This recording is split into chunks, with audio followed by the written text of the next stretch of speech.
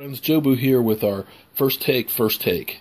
Michael Irvin has sounded off against Jerry and Stephen Jones for not re-signing DeMarco Murray. Let's see what Skip Bayless has to say about this.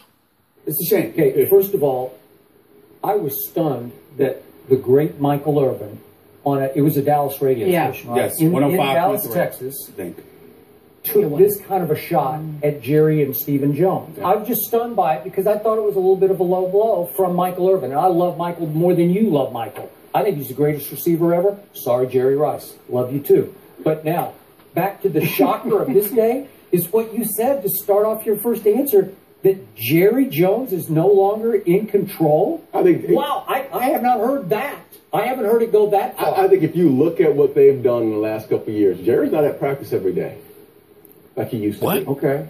Stephen Jones and Will Clay have so much more control. Now, I think you're right about one thing. When it comes to the final choice, it's going to be Jerry to finally say, okay, I'll push the button. Do I think that Stephen could talk Jerry out of Johnny Manziel no on the doubt. fly? Yeah, like definitely. No, Dad. No.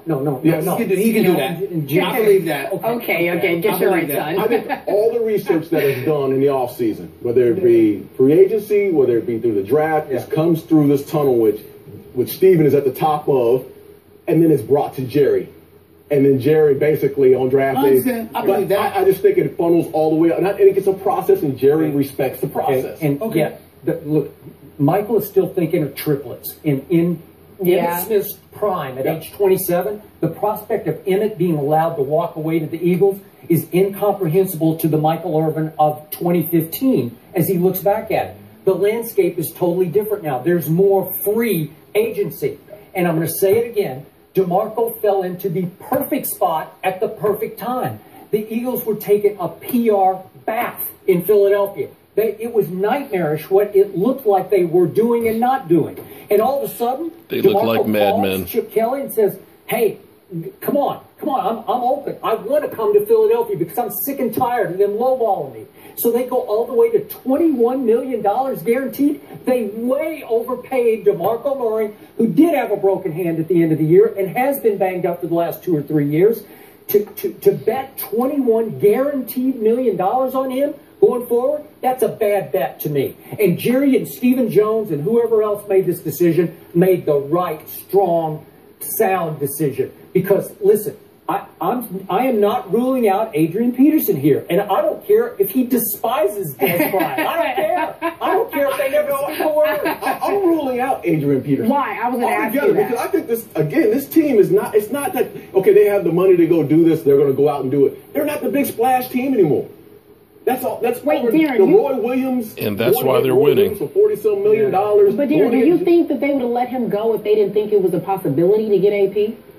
I think so. I think their situation is there's a salary cap in place and there's a number in place for that position, and they're going to go off the number that's in place in that position. Listen, let's look at Adrian. I love Adrian Peterson. Has he won a Super Bowl yet?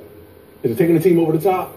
This team right now wants to build on depth. They want a running back rotation. They want to win. They want to get little pieces and parts on the defensive side of the ball in the free agency and the draft. They're building from within, and I like the fact of how they're going about it. No, I didn't hear any of you Cowboy lovers saying that when they signed Tony Romo.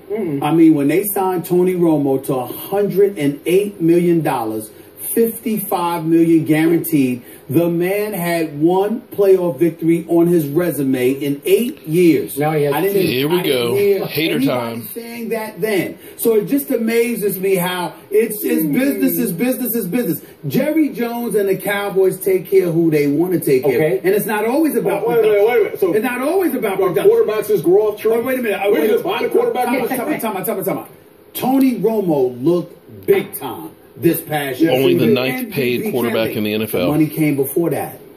Wait a minute. Before that. Then they bet right. Time out. But why? See, that's what I'm trying to say, y'all. Why? Because you just can't find a quarterback off the street. Really? So what I'm trying to say to you is this. Thank you. You bet on Tony Romo. And by the way, Tony Romo let's see what Tony Romo does if he doesn't have a running back to sit there and spell for him or to take the pressure off him. Let's see what he does when he goes back to flinging that football. The Jerry Jones that paid Tony Romo was the Jerry Jones that watched Tony Romo flinging that football and come up with big mistakes in big moments. It wasn't the Tony Romo from this past season that got paid the $55 million. It's disingenuous for y'all to bring that up. He got the money before that. Aren't you on record as saying Dez Bryant is more valuable than DeMarco Murray? Yes, I am. Thank you. They will take care of Dez, I think, before training camp. I know they put the tag on him. Watch them give him a big long-term deal now. Okay.